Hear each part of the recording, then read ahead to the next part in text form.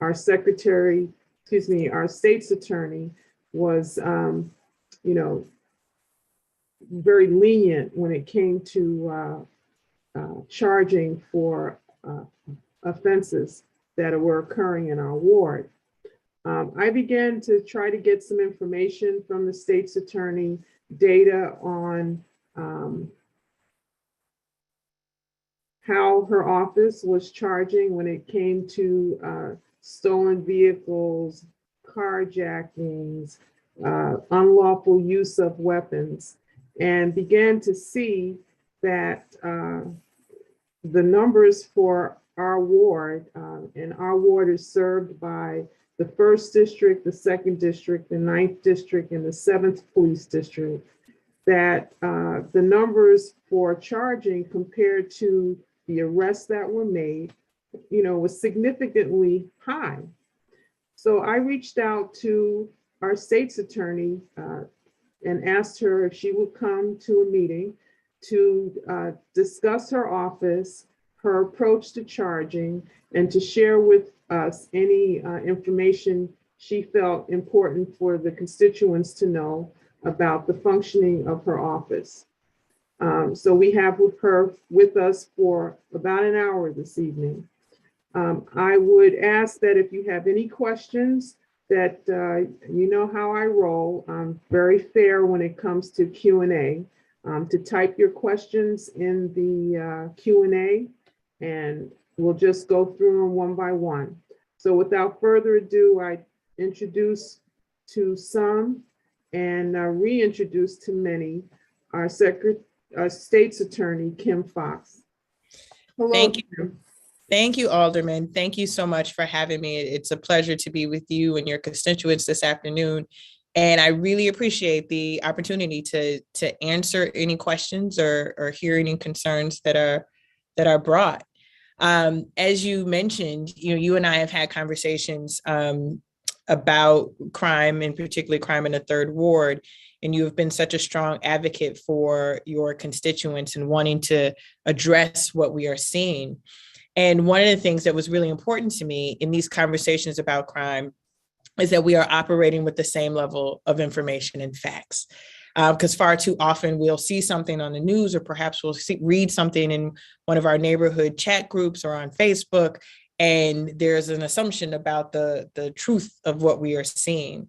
And so one of the things that we did when I first took office back in 2016 was create the first of its kind chief data officer, so that we could compile everything that we're doing in the state's attorney's office, particularly related to felony cases, and put them in a way that the public who is impacted by crime and violence could see it. So we were the first prosecutor's office in the entire country to put felony case level data on our website. And since then, that was 2017, we've been able to compile this data in a way to give it out to elected officials and to constituents to hone in on exactly what's happening in their particular neighborhood. So what we have now created are are called community memos.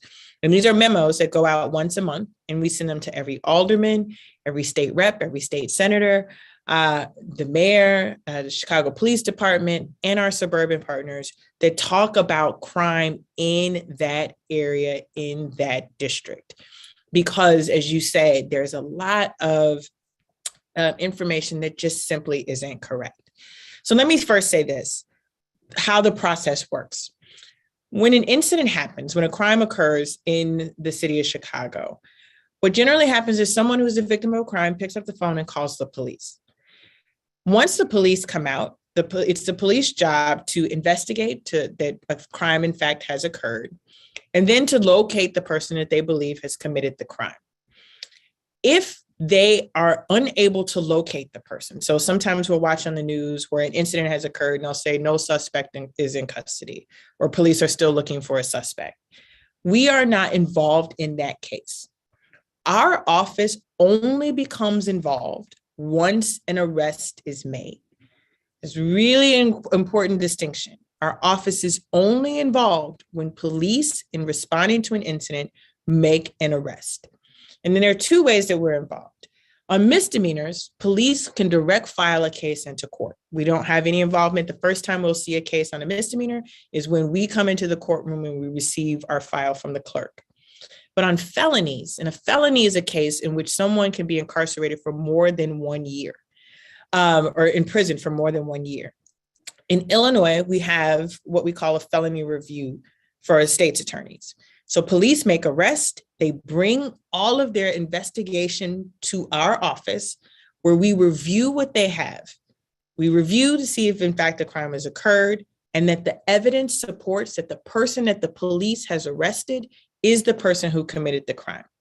We do that by looking at cameras, cell phone powers, fingerprints, gunshot residue, you name it. Police will bring all of that to us, and then we will make a determination as to whether or not we have sufficient evidence to charge. If we believe there's sufficient evidence to charge, we'll file a case. If we believe that the evidence does not support a charge, we can reject the case. Or if we believe that the evidence is there, but we need more investigation needs to be done, we have what's called a continuing investigation. That means that we're asking the police to do some further legwork on the case. So what we have in our office is the ability to compile how we handle and make decisions on those charges. So for example, carjackings, the alderman came to me and was deeply concerned because we saw a sharp uptick in carjackings. And our approval rate, where we come and charge those cases, is very high in the third ward. So far this year alone, we have approved 100% of the fully reviewed adult vehicular hijacking cases. When I say vehicular hijacking, that is carjackings. 82% of the possession of stolen motor vehicle cases that have been presented to us for charges have been charged. On juveniles, 100% of the cases just this year have been approved for carjackings, as well as possession of stolen motor vehicle. Now, you would be surprised. People are, that seems like a lot. And I have to continue to make the distinction. When there is an arrest, that's when we're involved. So a lot of people will say, well, I never heard back from a detective, or that person wasn't caught. We don't have any engagement in cases that don't come to us. But when they do, we look at the evidence and we have approved those cases. Once the case is approved and goes before a judge, one of the things that I hear a lot about, and I certainly want to answer your questions about, are about bond and about electronic monitoring. What you should know, the Cook County State's Attorney's Office is not responsible for placing someone on bond or electronic monitoring. Those are decisions that are made by a judge. At a bond hearing, what the State's Attorney's Office does is explain to the judge what the current charges are against the defendant, whether that defendant has a criminal history. Have they been arrested before? Have they been convicted before? Have they had any warrants? Have they not shown up at court before? The defense attorney will make a presentation about the defendant, whether that person is working, if they're a head of a household, whether they're a flight risk. And then a judge will ultimately make a determination based on a pretrial assessment that is done through the judge's office as to whether or not that person will be given a cash bond or some other form of detention, so electronic monitoring or home confinement. That is a decision made by the judge. There are rare circumstances in which somebody who is charged with a crime can be held, what we say, without bail, where they can't pay their way out, they can't get EM, they must be held. The courts, the Supreme Court has defined a narrow section of cases in which someone would be able to be held without bail. Otherwise, the Constitution says that most people must be given an affordable bail. That is handled by judges. So once someone is given a bail or given some type of alternative, then that case proceeds to trial. And what we talk about when we talk about cases that go to trial is oftentimes referred to as a conviction rate. Is that person found guilty or not guilty based on the charges that we have filed? And again, the majority of our cases are resolved through what we call a plea, where someone pleads guilty to the crime without having to go to trial. A smaller percentage of our cases go to trial. In looking at our conviction rates for this quarter, this first 3 months of this year, related to incidents that have occurred in the third ward, looking at carjackings, 86% of the cases that have gone to trial this year in this first quarter have had a conviction of guilty. On possession of a stolen motor vehicle, 78% of those cases have had a conviction. On juvenile carjacking cases, 90% of the cases that have gone to trial have resulted in a conviction. And on possession of a stolen motor vehicle case, we've had less success with 2 out of 5 juveniles. So 40% of those cases have led to a conviction. So I say all that because there's a continuum. There's the incident, arrest, charge, and then ultimately how that case is disposed of. That information and that data is made available to all of you through our website and also through these memos that we will make sure that you all have availability to receive. But in addition to responding to cases that come to us, we are also coordinating with the carjacking task force. Several members of our office participate with Chicago Police Department and our federal law enforcement partners to deal with carjackings before they happen. We are supportive of the legislation related to ensuring that we have cameras on highways to be able to get license plate readers and the like, all things that help us to address these cases once they come to us. We also have a robust juvenile justice bureau that works with community members and community block clubs in dealing with the issues that are occurring with juveniles because we've seen an uptick in juveniles. Last thing I'll say, and I want to take your questions, is juvenile court is separate and unique from adult court. And there are special rules that judges and probation and our office have to follow as it relates to juvenile court. And so when we talk about holding someone without bond in adult court, in juvenile court, the rules are very different. In juvenile court, it says that we can only hold a juvenile in court pretrial for 30 days, unless there's some type of extenuating circumstance. And again, that call is made by a judge. So you'll see, and I hear a lot when I saw something happen with this juvenile and this juvenile is back out, we are under guidelines by the Juvenile Court Act for how long someone can be held. But certainly we can get into the nuances of that when I take your questions. But I say all of this to say, it's starting the conversation with, I want us to be able to have the ability to look at the data because I know that crime is scary. And I know that those fears are very real. If you've known anybody who's been the victim of a crime and the randomness and the horror of it shakes us. But we also must make sure that as we're talking about how to address it, we are rooted in the facts and an understanding of how the system works so that we can work together towards solutions. So with that, Alderman Dow, I'll turn it back over to you and I'll take your questions. Thank you, State's Attorney Fox. Just a quick question for me before I go to Q&A. The data that you send to our office is data that is on your website? Is this data that can be shared in the format that we receive it with our constituents? Yes, it's on our website. We have it where you're able to break down where you are, again, because we have it for aldermen, we have it for state reps, we have it for state senators, we have it for county commissioners. But we have it so that it can be as local as possible. So we've gone through a great deal of effort to use geolocating so that we can make sure that it's not just citywide data, that you have third ward data available to you. Do you also have it by district? Yes. District? Yes. Okay. And then if you could have one of your staff members maybe provide the link to that data in the Q&A, I can then go to questions. The first question is, what percentage of the carjackings are adults versus juveniles? So there's a couple of things I want to say. I want to go back to that first point.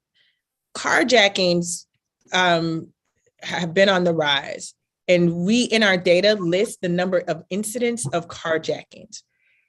Those incidents don't necessarily translate into an arrest. And so just for a moment, around 14% of carjackings lead to an arrest for carjacking. It's about a 14% clearance rate. So what that means is for every 100 carjackings, 86 of them have not led to an arrest.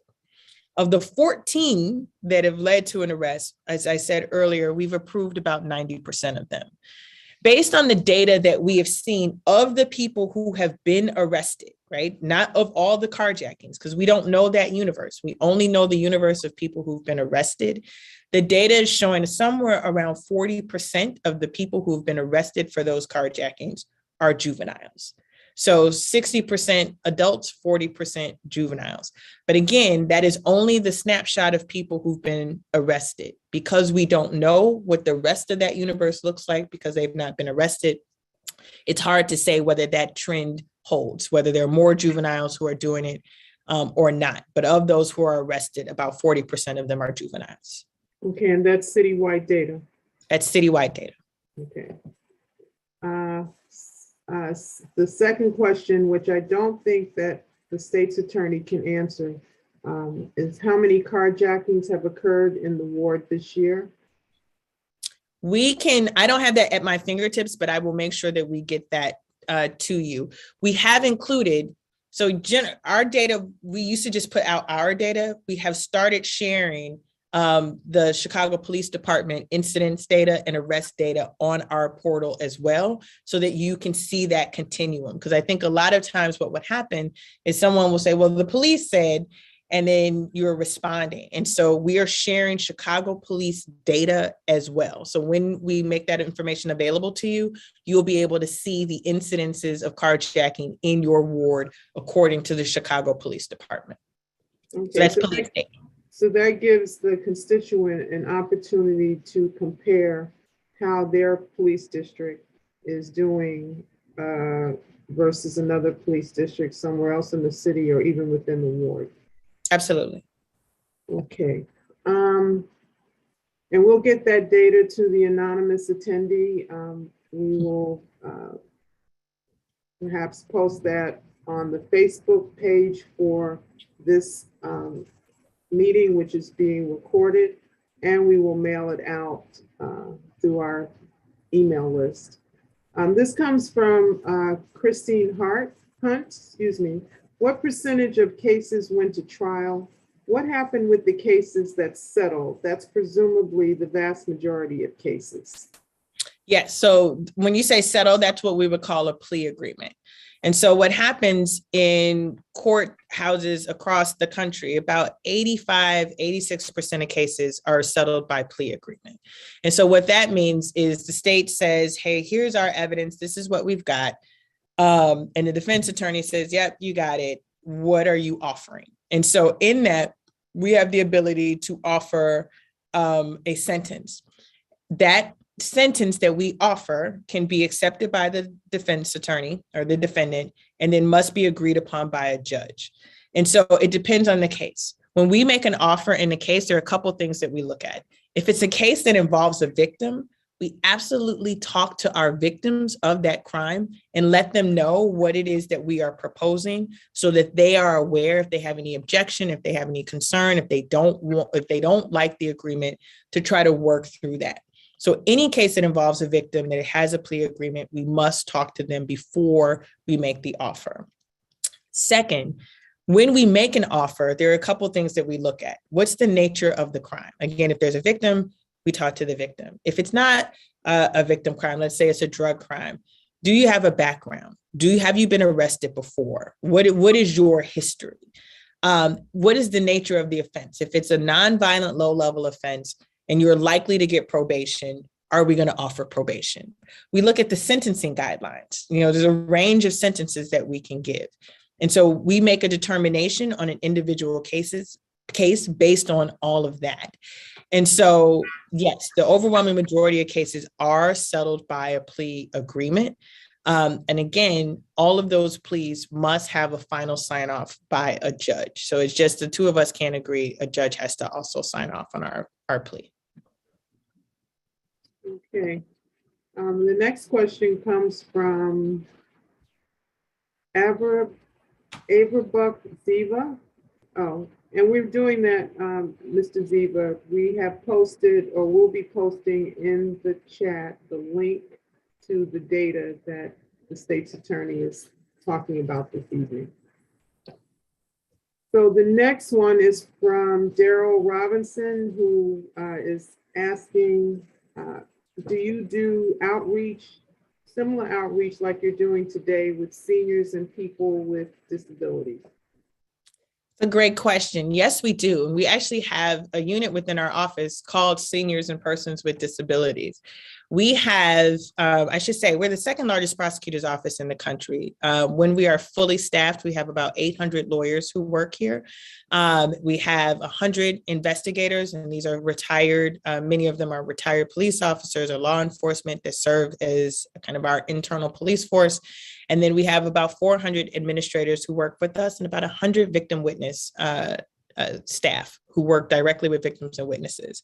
And we also have our community engagement and outreach teams. And what they do is they'll hear, so for example, if Alderman Dow has a building in the ward that has specific concerns, you can reach out to us and we will send someone from our office to address your specific concerns. We've done a lot of these type of Zoom and town hall meetings. And as the world starts to open up, we can come out and talk about things, particularly that impact seniors and persons with disabilities, like consumer fraud. We also have our neighborhood prosecution offices on the north, south, and central in the city that deal specifically with issues within the neighborhoods related to, again, fraud or abuse that happens.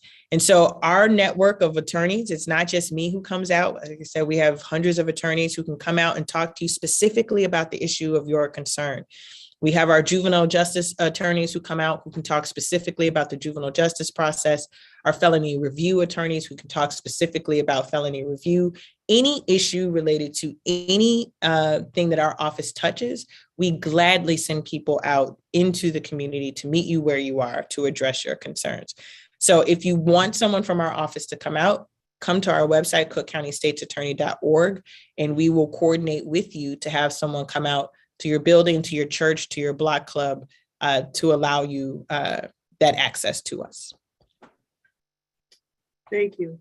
This question, I think, is for me. The city is rolling out a plan for doorbell cameras, I guess to hook up doorbell cameras to the city's OEMC office and the police department. Why isn't the city increasing more street cameras in the hotspot neighborhood in the city? And I will say that they are. I work closely with the commanders of my police districts and have had cameras, for example, it's installed at some of the entrances and exits off of the Dan Ryan. We've also put cameras on places like Cermak and Roosevelt Road in Michigan and 47th Street and other locations within the ward to try to help the police catch some of these knuckleheads wreaking havoc on the community. I can say that those cameras have been very helpful in solving some crime within the ward, and perhaps that we will be adding more. We do have one more camera coming up somewhere around Michigan, but we will be adding cameras where the police think that they're necessary. I'm sorry, Alderman, I see in our chat, and I don't know if it's been shared yet, for carjackings within the ward, I believe our data for the first 3 months of this year that there have been 13 carjackings in the third ward. And as of today, there have been 0 arrests in the 13 carjackings in the ward.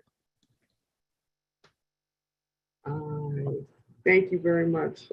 Clearly, we have an issue with solving some of our crime. This question comes from Robert Hart. What are examples of cases that you have sent back for further investigation? For example, how many cases without camera proof do you send back? That is, do you typically require camera proof for your prosecution? That's a good question. We don't have to have cameras. I mean, the more information that we get, the better. But the proliferation of cameras is a 21st century thing. We were able to prosecute cases many moons ago, even when we didn't have cameras. So, for example, there was a lot of conversation a few months ago regarding an incident that was caught on camera on the West Side, where we didn't capture all of the information. And some of the things that we would want to see is, in the absence of cameras, can we get gunshot residue if there's a shooting involved? Are there fingerprints that we can get? Technology allows for us to be able to use cell phone pinging, right? That people can't go pretty much anywhere in this city if they're carrying a cell phone, and us not to be able to see where your location is. So it's what we call circumstantial evidence. And so circumstantial evidence means that even though I don't see it directly, we can build a case by pulling together, somebody's movements. Did they go get gas? Is there a gas station that we can get cameras from? So, or video from? So it doesn't necessarily have to be caught on camera. We just need as much information as we have. If there's a witness that has gone out of town or someone who's been reluctant, we may wait for that person to come back. We may go out and canvass a little more. And so it doesn't have to have a camera. We need as much information as possible. I have to remind people there's the charging and then there's the conviction. And so we have a burden of proof, what's called beyond a reasonable doubt, which means it's a pretty high burden. And so in order for us to meet that burden, we want to be able to make sure that we have enough evidence to be able to convince a jury, to convince a judge, or to even convince a defendant to plead guilty. And it depends on the type of case that we have. But cameras certainly help. I certainly encourage you all, if you do have Ring doorbells or other types of cameras on your property, that you keep them operational. They're only so effective so long as they are operational, but it's not dispositive, but they certainly help. Thank you, State's Attorney. Just to direct people to the chat, there's a link to the Cook County felony dashboard from the State's Attorney's Office. There is also a link on our information about the carjackings in the 3rd Ward as of today. So I just direct your attention there.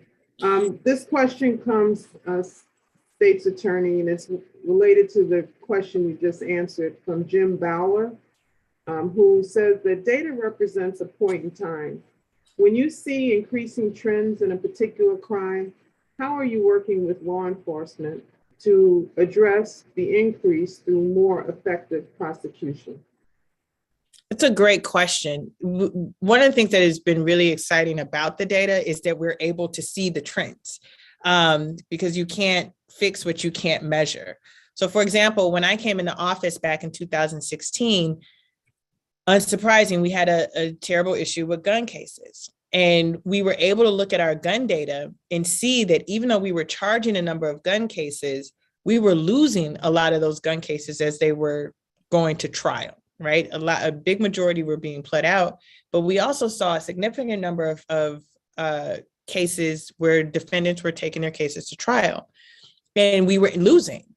And one of the things that the data was able to show us is that we were losing because we were losing a number because of Fourth Amendment issues, motions to suppress, that someone had a gun in the car, but the way that the police got the gun meant that we weren't going to be able to use it. So what we started doing was training the Chicago Police Department and using our officers or our assistants going to roll calls and training around the Fourth Amendment, and circling back to police after cases were resolved to show them what was happening. And I'm really pleased to say that we saw our conviction rate on those gun cases increase exponentially because we were able to learn from our losses to see what those trend lines look like. The other thing that we did was we created our gun crime strategies unit, which was just that. We knew that there were hot spots in the city. For example, in Lawndale, the 11th district, which is on the West Side. And our issue was we need to have somebody on the ground there. So we put our assistant on the ground in that district. They were cross-designated with the U.S. Attorney's Office because the U.S. Attorney's Office also had an assistant. And we did that because some cases might go federal, some cases might go state. And so our attorneys are also deputized as assistant U.S. attorneys so that we can work together to build these cases. And so that's how we've tried to be responsive. We started with just 3 units. We've moved up to 5. We want a gun crime strategy specialist in all of our districts to work on the ground and work with community and to look at the data. And so we share our data with the Chicago Police Department, with our federal partners, and we look for ways to respond where we see the need. I'm really proud to say, for example, like I mentioned earlier, that our work on gun cases and our prosecutions on gun cases and success with that has increased dramatically. Thank you. Are you able to share, like you shared with carjacking, data that you might have on the shootings in the ward? You have unlawful use of a weapon? Yes. Can you share that? Yes, we can share that. And like I said, we have a comprehensive list that has the top offenses that happen in your ward and what's happening with them. We pulled out the carjacking one, and I'm sure Adam is feverishly trying to find the shootings as well. But on the memo for your ward, it will have the top offenses that have come into the police and what has happened with them. And so actually, I don't have my readers on. I just had a birthday and I can't see. I can see, for example, unlawful use of a weapon, which I should let people know that's just possessing a gun that you are not authorized to have. So you don't have a valid fire owner's identification card. There were 18 unlawful use of a weapon cases presented to us this last quarter. We approved 14 of those for charges, and that with a 78% rate. The top offenses that have occurred in the ward, the number 1 offense was unlawful use of a weapon. Second was possession of a stolen motor vehicle. So someone's driving in a car that's been stolen. Third was a residential burglary. Fourth, failure to register as a sex offender. And then your 5th was a homicide that occurred. In that homicide case, we charged in that case on the failure to register, we charged 100% in those cases. The residential burglary is 100%. And in the possession of stolen motor vehicles, our charge rate was 100%. Thank you. I just wanted to give the constituents a sense of the breadth of the data that you're tracking. You're not just looking at carjacking. No, we got it all. Yeah. All right, this question comes from Robert Hard. How long does it take to prosecute an adult crime once you receive it from CPD? The same question about juveniles. And this person says that he's heard it can take quite a long time. Is that accurate? Yeah, it depends on the case. But right now, because of COVID, where we already had slower times, like I said, we're the 2nd largest prosecutor's office in the country. We're the largest unified court system in the country. On any given year, we prosecute between 35 and 40,000 felony cases. And so we have quite the heavy volume. So depending on the type of case that it is, so for example, murder cases take longer for us to get through. And that is the forensics that we talk about, DNA, fingerprints, gunshot residue. Those cases are labor intensive. So those cases may take longer. Some of the nonviolent cases that perhaps doesn't require a victim may move faster. On average, it takes between 6 and 8 months for your average case to move through the system pre-pandemic. The pandemic has slowed things down that we're right around a year, depending on the offense. And so for juveniles, their standards are much faster. Like I said, we are required, if a juvenile is held in custody, to be ready to go to trial within 30 days. That can be extended up to 120 days, again, on instances, for example, like murder or someone being shot. But we have to get permission from a judge. So juvenile cases do move much faster than adult cases because of the statutory requirements but the backlog has been felt across the system.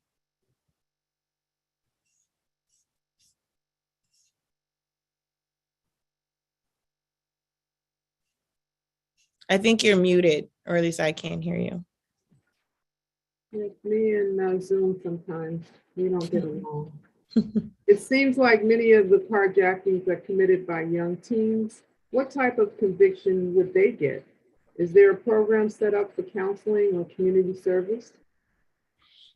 Yes. So for young people, like I said, they're guided by the Juvenile Court Act. And there are a couple of things that can happen depending on the age. You've all seen the news. We've seen kids as young as 11 or 12 who have been picked up in these carjackings. And so what they try to do, the Juvenile Probation Department has a unit that is supposed to do wraparound services for that young person. We know if you're 11 or 12 out there committing carjackings, that there might be some instability in the home. So they try to assess what are the needs of the family, the parents. Is this a young person that should be in school? If you are older and you've engaged in this type of behavior before, the penalties go up. We have intensive probation services all the way to the Department of Juvenile Justice, which is in essence prison for young people. Now, the amount of time that a juvenile would have to serve in the Department of Juvenile Justice, I think the maximum is up until their 21st birthday. So oftentimes we will see, for example, if a juvenile under Illinois statute is someone under the age of 18. So if you are under the age of 18, you are considered a juvenile, with a couple of exceptions. You can be tried as an adult automatically, even if you're under 18. If you are 16 years old, 16 or 17, and you've committed the offense of first-degree murder, aggravated battery with a firearm, so that just basically means that you shot someone, or aggravated sexual assault, so a rape with a weapon. You can be tried as an adult automatically. If you are 15 and say, for example, commit a vehicular hijacking, you will be in the juvenile courts. If you have multiple arrests or adjudications, you can be sentenced to the Department of Juvenile Justice up until your 21st birthday. That is the maximum sentence that one can get. Thank you. The next question is from Darrell Robinson, and I think this is for me, Alderperson Dowell. What will it take to get Superintendent Brown, Mayor Lightfoot to get police officers on the subways? So I think you all know that, or if you don't know, maybe a couple of weeks ago, the mayor announced a new initiative, or re-energized an initiative to put police back on the CTA bus system, train system. Those police have been allocated in detail to the CTA rail system throughout the entire system, with an additional allocation, more police officers to come. I don't know how many are currently there. I don't know how many are to be added, but this is information I can get. Darrell, if you put your email in this Q&A, I'll make sure to get those answers to you. It looks like the last question for you, State's Attorney, is Kim Foxx. What is your agency doing to deal with disproportionate number of minorities in the criminal justice system? What is your office doing to divert low-level crimes in the county? And what programs are available for first-time offenders? That's a mouthful. That's a lot. Yes. So first, like I said, with this data, in addition to talking about the crimes that have occurred in incidents and arrests, we also break it down by race. So you can see the racial mix of who is involved and who's being arrested. There are racial disparities in our justice system. It is a fact. Part of what we are trying to do to address some of that, again, this city has a violent crime problem. And I have been unapologetic in saying that I want to spend as many of our resources dealing with violence because If people don't feel safe coming out of their homes, getting on the subway, coming back to work, the economy of this city can't flourish, which doesn't mean that we don't take seriously the other issues that we deal with. But I think even those in law enforcement would tell you, we would rather spend our time doing this and not dealing with issues that could be dealt with outside of the system. So we see, for example, a lot of people with addiction issues, and an overrepresentation of people of color are being arrested for drug use, for drug possession. And we know the data tells us, it's a fact, drug usage is the same across communities, whether you're Black, white, Asian, Latino. Drug usage percentages are about the same, but enforcement is primarily concentrated in Black and brown communities. Now, I think part of the argument has been, well, we also see high areas or incidents of violence there. And so, this is our way to get in. The problem is we're not arresting shooters in the same degree that we're arresting people who are shooting themselves up. We need to invest more in substance abuse treatment. We need to invest more in mental health treatment. We need to invest more in finding jobs for young people. I saw that the city announced their jobs program this summer. I need you all to understand that that is a crime prevention strategy. Investing in jobs for young people is a crime prevention strategy. If kids are able to work, if kids are occupied with their time, they're less likely to be fooling around trying to steal your car. And so I think the way that we deal with these disparities are saying, what are the things that keep people healthy and happy and out of the system, and invest in that. And at the same time, again, focusing our attention on the things that keep communities safe.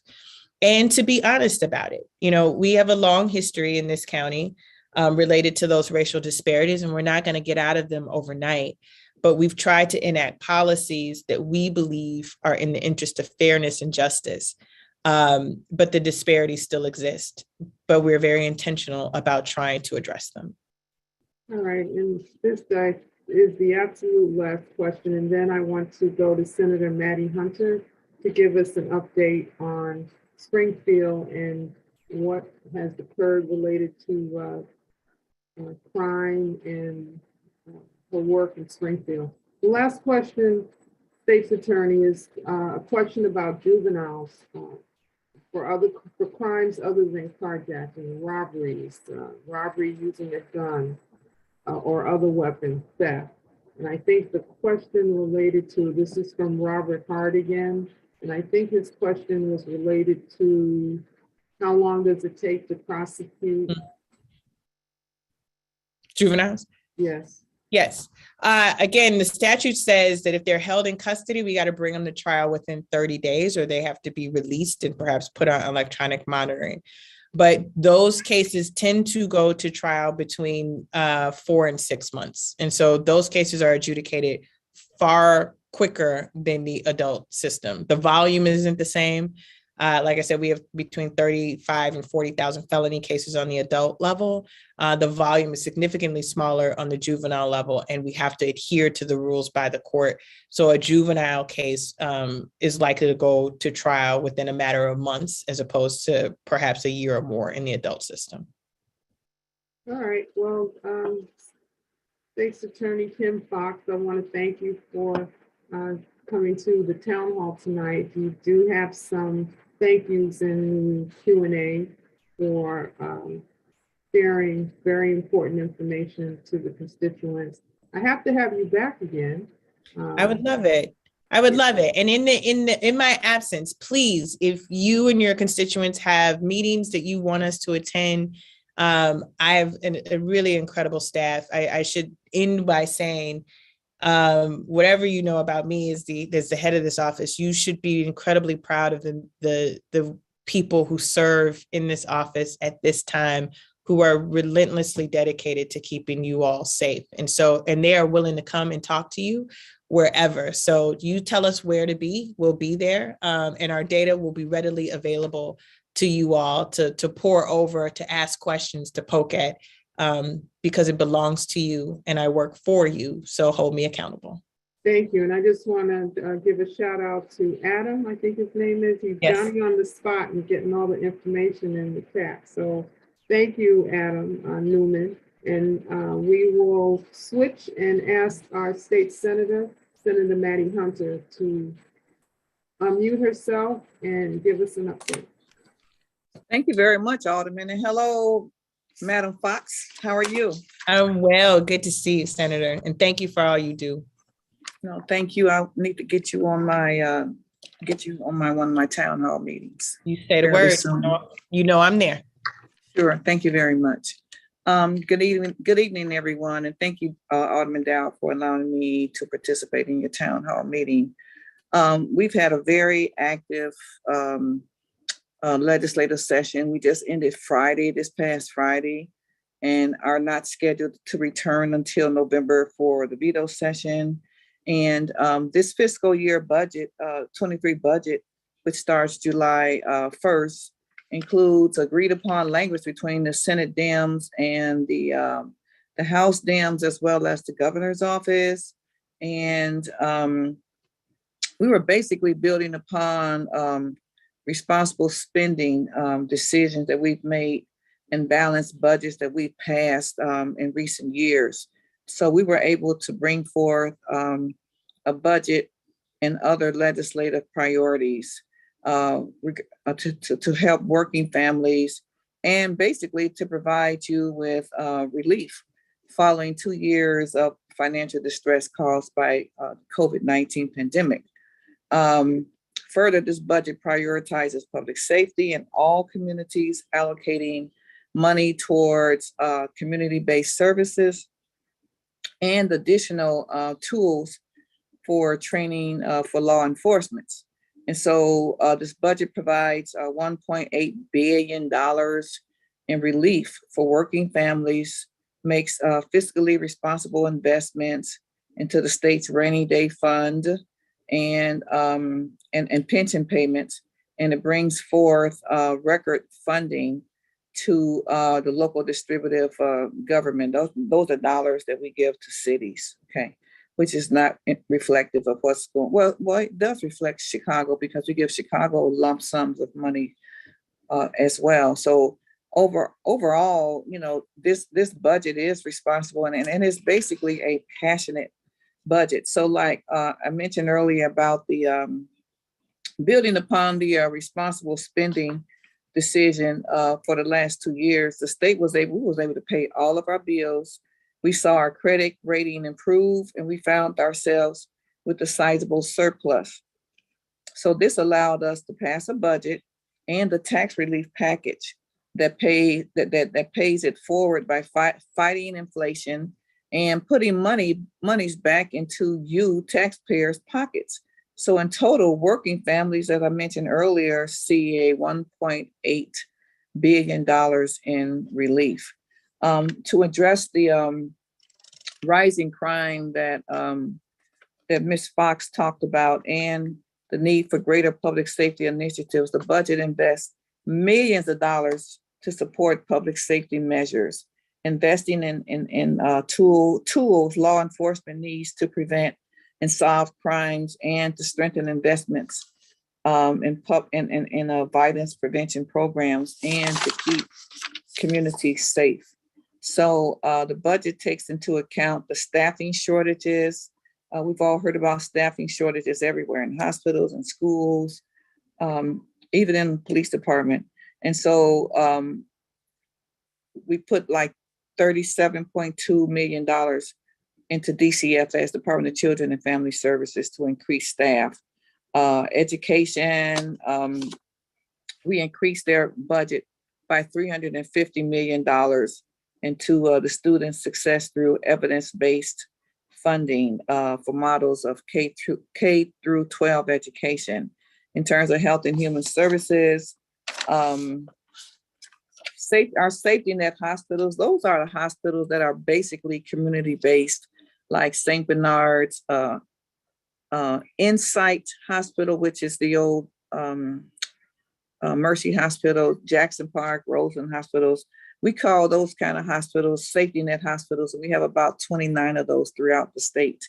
And so those safety net hospitals bore a lot of the brunt for the COVID-19 pandemics, and they're still suffering So we allocated $110 million for safety net hospitals, and they seem to be very happy that we were able to do that so they can pay their own bills and provide more services to the people that lives in that community. And then also in an effort to prioritize, you heard Kim Fox talk about more dollars are needed in mental health and behavior and alcohol and drugs. So we call both of those together, behavioral health. But specifically talking about mental health, we included $182 million to give to increase so that the providers, the community-based providers, can increase their rates so that they can pay their providers and get paid more employees and provide more services to people who are in need. The budget also included $240 million for hospital tax relief, $50 million for Medicaid omnibus, $25 million for Department of Human Services, new program to end homelessness, an additional $50 million for domestic violence. We saw that during the pandemic, people not being able to come out, the domestic violence issues just skyrocketed, So we put an additional $50 million in that. The budget also increased in terms of higher ed. The budget also increases funding for the MAP program. That's the monetary award program for scholarships or grants for kids to go to school. So we added an additional $122 million to, we increased it actually by $601 million. So actually that was like a 20% increase from last year. And also some additional dollars went into mental health. The budget put $5 million in funding for crisis response services for individuals who are experiencing mental health crisis. And we created this and enhancing this hotline number 988. So remember that if there is a mental health crisis or if there is a crisis response that you need somebody to respond to, rather than dialing 911 on your phone, you can dial 988 and you should get an answer and somebody should respond to you. Additionally, there's an increase in the general revenue funds for addiction treatment services of $50 million. There was also, in terms of the seniors, the budget included $105 million for nursing home assessment, $14.2 million increase for home delivered meals for senior citizens. And I think I'm going through all there. There's some other pieces also that I want to quickly go over, Alderman. After school programming, we're trying to keep the kids off the streets as much as we possibly can. So we added $20 million to our after school programming. So many people were saying that they were witnesses, they witnessed the crime, but they were afraid to come forth. And so we worked with the Attorney General's office and we put $13 million, which is an increase from $10 million. It was only $3 million in the past, towards a witness protection program. So hopefully we can encourage more people to come forth if they witness a crime. And then an anonymous hotline tip. This is a new program where we put an additional $1 million into that program. So basically, we also put $1 billion into this fund that we call a rainy day fund in the event that we have another unexpected crisis, such as COVID-19 pandemic. The budget also allocated an additional $200 million pension plan, bringing the total pension payment over to the required $500 million for saving taxpayers nearly $2 billion. And then lastly, Alderman, this fiscal responsible investment is an additional to the debt payment outlined in Senate Bill 2308. That's what we call the BIMP, which is the budget implementation program. So that included $230 million for College, Illinois, and $889 million for the group health insurance. We had a backlog payment bill for that. So we took care of that by putting that $898 million in the backlog. And so we paid off our debts, and we're just trying to move forward now. You know, we had a lot of additional dollars that came from corporate taxes and just personal people paying personal taxes. And so we took those dollars and we redistributed and put it in the areas that was in the greatest need.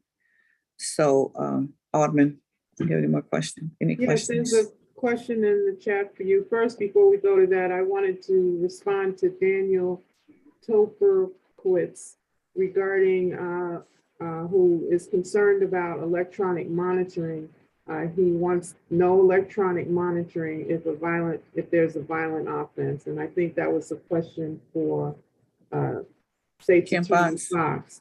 But as she stated earlier, decisions related to bond and electronic monitoring is not a decision that comes out of her office, but a decision by the judges in the court system. So I just wanted to respond to that. Senator, the question for you is from Robert Hard, who's asking if the expanded programs that you're discussing this evening, how many dollars are a result of the coronavirus relief package versus a long-term commitment that the state is making to funding these programs? Are these just temporary programs and after a 1 or 2 year effort, or is this a commitment that the state is making for the long term that will be included in future budgets? Yeah, that's a good question. Thank you for the question. We've had that question to come before us quite often, actually, and these are long-term investments. We've used most of the federal COVID dollars, which is better known as the ARPA dollars. We use those dollars to put into the deficit from the unemployment insurance fund that we have. When we had COVID, there were so many people that were unemployed, and you heard of us talk about folks. We were paying people, to stay at home because they had lost their jobs and they needed to pay their bills. So we used those ARPA dollars to go into that fund, but the fund was depleted, and it went into a debt of about $4 billion. And so we took a great deal of the ARPA funds and put it towards that. Now we had like $4 billion of ARPA funds, and we took 2.5 billion of those dollars, okay, and used it towards the unemployment insurance fund to help build that back up again. That was not we couldn't deplete the entire ARPA funds because we are supposed to maintain those funds for at least until 2025. And we did not want to spend it at the rate we're going. We're not going to last. Those funds are not going to last until 2025. But we've been using it, also continuing to use it as a rainy day fund. But just like I indicated earlier, we paid for these programs to expand the programs or create new programs because we had an increase in fundings from the tax and corporate and personal taxes that were paid. All right, and another question is the 988 number. Yes. When is that operational? I believe it's in operational now. I'm not really sure. And that's one question I forgot to ask. I think, though, that it was already operational, and I'm not sure. So what I'm going to have to do, Alderman, is get back with you so that you can get the information, possibly put it in your newsletter. And I'll put it on my Facebook page as well as in my newsletter as well. And if you are not receiving my newsletter, you can go to my my webpage, Mattie Hunter, MATTIE Hunter.com, and you can register for my monthly newsletter and receive it. Well, thank you, Senator Hunter. We appreciate your leadership in the state, and for always coming back here to tell us what's going on and what has been new programs and new initiatives at the state level. Appreciate you. Thank you, Autumn. So we have come to the end of our town hall meeting tonight, which was focused on public safety and the the state's attorney's role in that whole process, which includes the police, the court system, and the state's attorney's office. I want to just direct you to the latest newsletter where we have some information about the new cash assistance program that the city is rolling out. There's also links to the summer jobs for our young people and information about that private camera system, which you can get involved with and direct your camera to be linked up with the Office of Emergency Management and the police department. Like something else might have just come in. Alderman, while you're trying to find that 988 hotline number is already operational. We just simply added more dollars to it. So you can utilize it now. Okay. Thank To you. the anonymous attendee, the state's attorney has left us, so I don't know if her office reviews the district strategic police plans. I can inquire about that and maybe put that in our next newsletter as an answer. Brian, you got that? Yes, I do. Okay. And without, I like to start on time and end on time, but I want to wish everyone a happy Easter if you celebrate Easter. And if not, have a great holiday weekend. Thank you so much and good evening to all. Thank you, guys. Appreciate you.